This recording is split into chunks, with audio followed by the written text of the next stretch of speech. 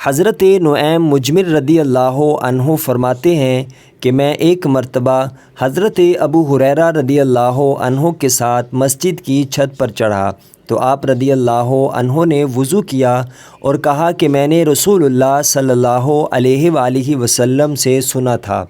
کہ آپ صلی اللہ علیہ وآلہ وسلم فرما رہے تھے کہ میری امت کے لوگ وضو کے نشانات کی وجہ سے قیامت کے دن سفید پیشانی اور سفید ہاتھ پاؤں والوں کی شکل میں بلائے جائیں گے، تو تم میں سے جو کوئی اپنی چمک بڑھانا چاہتا ہے تو وہ بڑھا لے، یعنی وضو اچھی طرح کرے۔ صحیح بخاری حدیث نمبر 136۔ حضرت حمران رضی اللہ عنہ جو آزاد کردہ غلام ہیں حضرت عثمان بن عفان رضی اللہ عنہ کے، وہ فرماتے ہیں کہ میں نے حضرت عثمان رضی اللہ عنہ کو دیکھا کہ انہوں نے وضو کا پانی منگوایا اور اپنے دونوں ہاتھوں پر برتن سے پانی لے کر ڈالا، پھر دونوں ہاتھوں کو 3 دفعہ دھویا، پھر اپنا دایاں ہاتھ وضو کے پانی میں ڈالا، پھر کلی کی، پھر ناک میں پانی ڈالا، پھر ناک صاف کی، پھر 3 دفعہ اپنا منہ دھویا اور کونیوں تک 3 دفعہ ہاتھ دھوئے، پھر اپنے سر کا مسح کیا،